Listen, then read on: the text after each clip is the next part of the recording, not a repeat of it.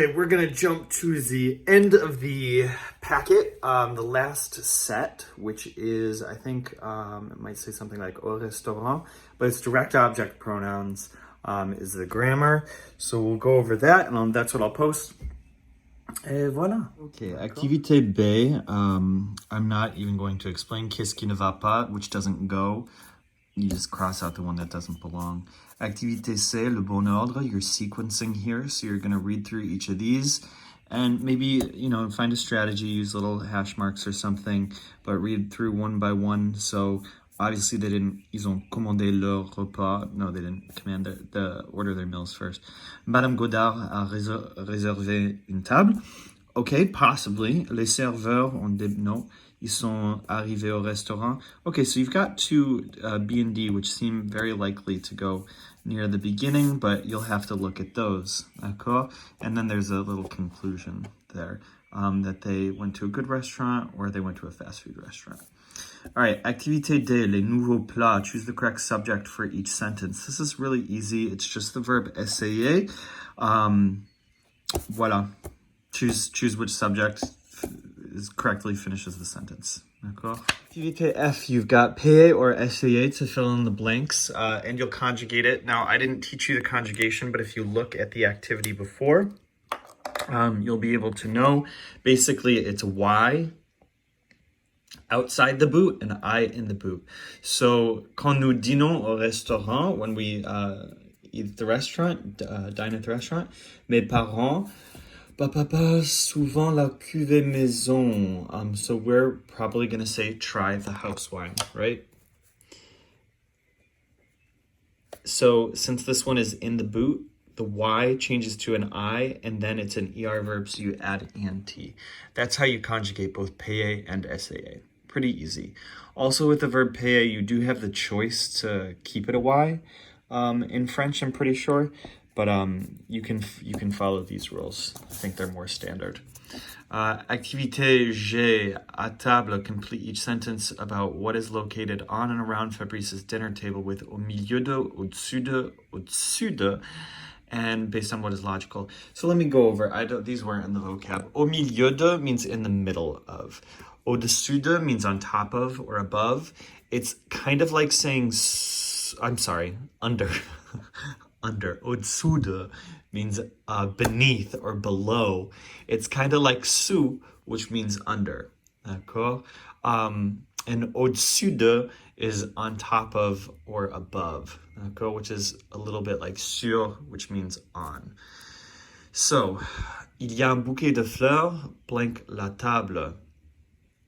You could say in the middle of the table. You could say above the table. Probably not. I would say in the middle of the table. That makes more sense to me, just because au-dessus de doesn't necessarily mean that it's touching.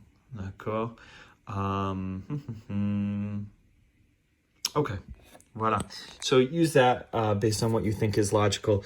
I mean, looking at it, you have things that are clearly beneath the table and clearly above. The one that might throw you off is the bottle of wine. I would say that one's in the middle of the table as well. Just because these are not, au-dessus and au-dessous are not necessarily touching, whereas sous and sur are. All right, vos habitudes au restaurant. Answer the questions with complete sentences that describe your personal habits. So, est-ce que vous réservez normalement une table? Me, personally, non. J'arrive au restaurant. I show up to the restaurant. Sans réserver, without reserving. Une table. So voilà. Okay. So just go through those times over the years. So we'll do them again. Basically, your direct object pronouns are me, te, le, la, nous, vous, les, and that's it.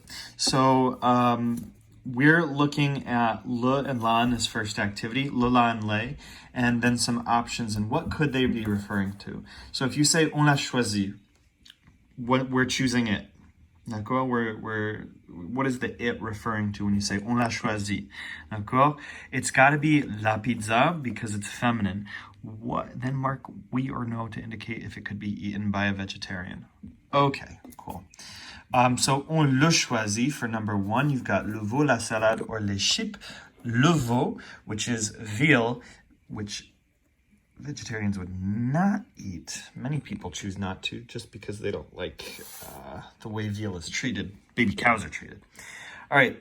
Activité L à Paris, Michel. So many people and things on his recent trip to Paris choose the items that direct. So Michel l'a vu. In the past tense, you may recall that the past participle will agree with a direct object pronoun. So Michel l'a vu.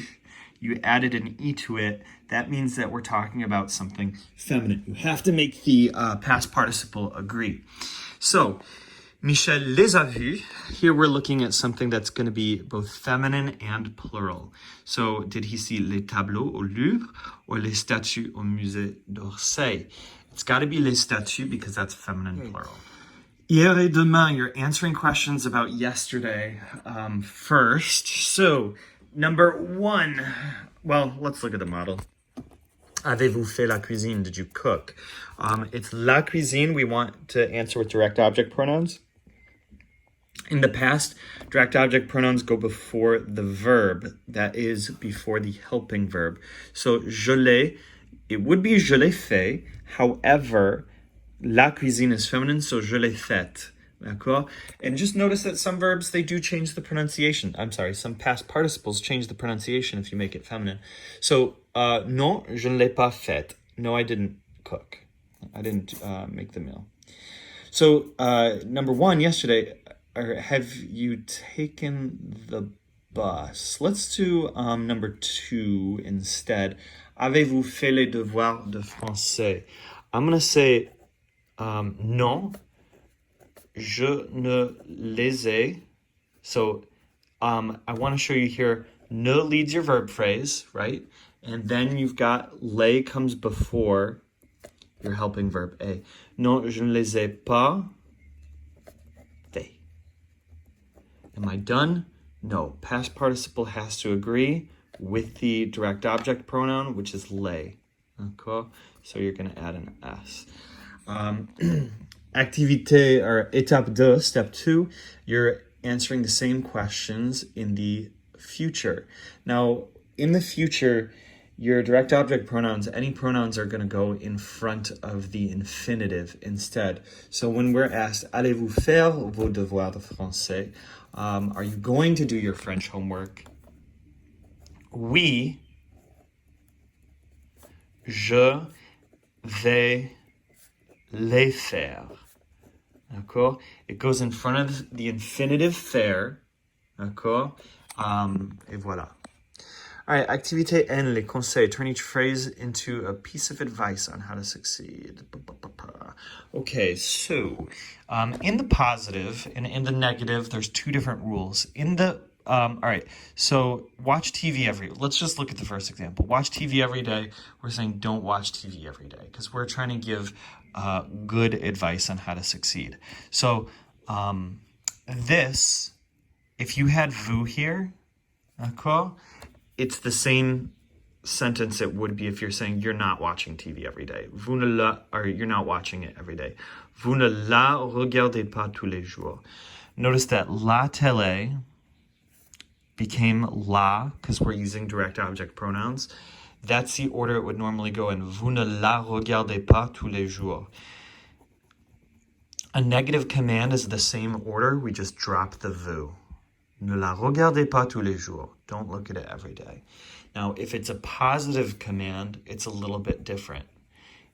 It's going to be attached to the end by a hyphen. Regardez-la tous les jours. Or, yeah, watch it every day.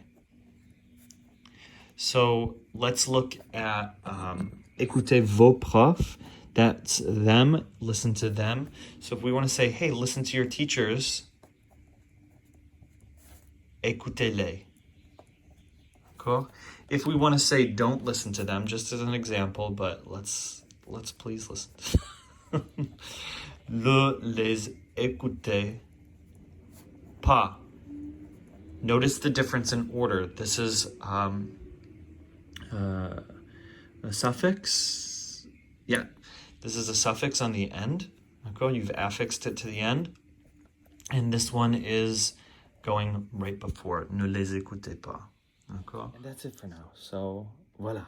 Okay, boom. Bonne journée, bon weekend. I'll set this activity due for Tuesday. So just try and have it done by then.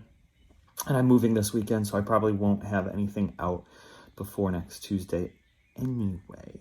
D'accord.